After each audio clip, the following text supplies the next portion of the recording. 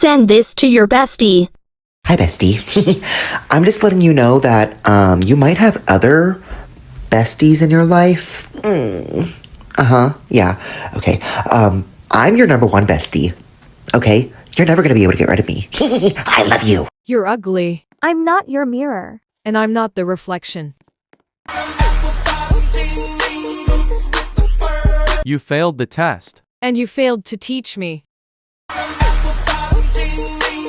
No one cares. Then why are you still listening?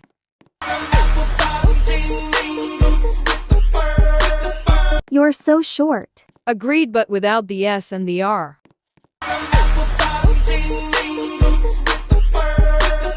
Don't talk back to me. That's how a conversation works, hun.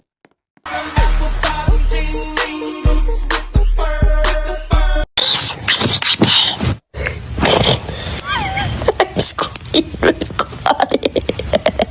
You're screen recording. No, I'm screen recording. I'm telling Mom. Why are you telling Mom? Because I need to be that person. Because I need help to wipe my butt. Some teachers just really get on my nerves, you know? I don't know what planet they're on, but they definitely are just built different. Here's an example. When you need to go to the toilet, you politely put your hand up and say, "Miss, can I go to the toilet?" "No, you should have gone at lunch." "I'm sorry, Karen, but I can't control my bladder. You know, at lunch, when I'm eating and drinking, it gets digested, and then later on, I need to go to the toilet. It will take me 5 minutes at max. Probably not even 5 minutes. Considering our lessons are like an hour long, I'm sure that's not too much of an issue, is it? And then sometimes they're just like, "Okay, but you need to wait until so-and-so gets back." I need to go to the toilet. I don't care about talking to anyone. I want to go to the toilet. I don't care about that. What do you think we're going to do in there? Just sit and chat for the rest of the lesson? No. And then they're like, "Don't want you having a bit of a mother's meeting in there." Oh my god. And the scariest thing in school is when they put the I can't even say it, the name on the board. I just don't understand why teachers have to act like such bloody Karens whenever we want to go to the bathroom. Like, it's just a regular day at school. You're working hard. Well, yeah, kinda, yeah. And then you have the sudden urge to pee. You ask the teacher, and then they're like, "No, you're not wasting my lesson time on you going to the toilet. You should have gone at lunch." Yeah, hun. No. You see, let me teach you how the human body works. I didn't need to go at lunch. My food has to digest first. Yeah, I don't digest it straight away. Also, sometimes you get that slightest bit lucky, and then they're like, "Okay, just wait for Vanessa to get out. We don't want you two girls talking." No. Hun, let me get this thing straight. I don't like Vanessa. I don't think anyone likes Vanessa. So, we're not going to exactly have a full-on conversation in the toilets. Like, what do you think it is, a mother's meeting?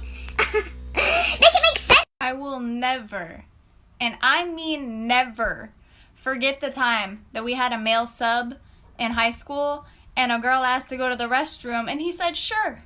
So she grabbed something and he heard a wrapper and he was like, "Oh, if you're gonna eat candy, you can do it in here, but you have to share with everyone in the class." And she was like, "What?" And he was like, "Well, I heard the wrapper." And she whips out a tampon, shoves it in his face, and she goes, "You want to share?" "Oh, girl, savage." I know that I cannot be the only one where you're in school and you literally like break your arm or something, or like your knee is split open. There's literally blood everywhere and you're in so much pain. Like you've literally just broken a bone.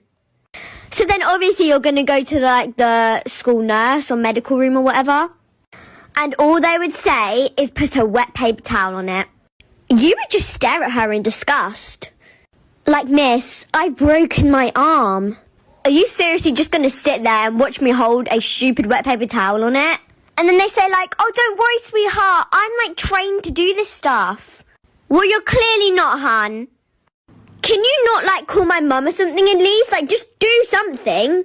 Because wet paper towels do not cure anything. They're not made of magic. I know that Story time. So this was 2 years ago and I was at school And it was a normal day until the principal went on the speaker and said, "We're in lockdown, go in your closets."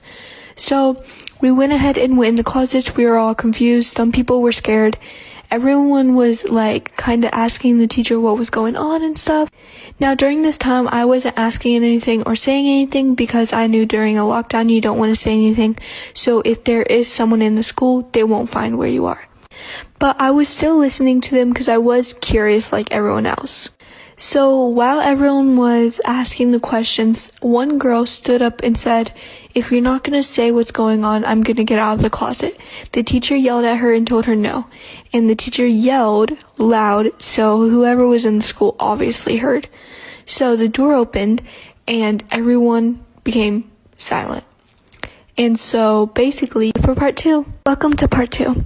Okay, so the guy that came into our school was a prisoner that escaped prison. So he was like, "Where are you?" And he stood in there for at least 10 minutes. Then we thought he left, but he was completely silent, and the teacher gave us a look saying, "Do not talk and do not move." So we all listened to the way he looked, and my best friend, the girl that stood up saying she would leave, got up and left. She thought that the guy was gone and she was going to get a counselor. So as soon as she got out of the room, we heard gunshots. As soon as the gunshots said that, I knew immediately what happened. I started crying, and I thought that she was dead. The guy didn't even try to come in the room that we were in, even though he knew where we were. He immediately left, knowing that he should have not shot the girl. Wait for part 3. Welcome to part 3. So as soon as the guy left, we got out of the closet and started panicking. We didn't know what to do since she was shot in the head, and we knew that she wouldn't make it. So we were all freaking out, and so was I, and I was crying, and I just couldn't breathe right, and I didn't know what to do. The speaker went off saying that the police and the ambulance were coming since the principal heard a gunshot too. So when the police came, they found the guy who was hiding in a locker, and he got contained and taken to the police office.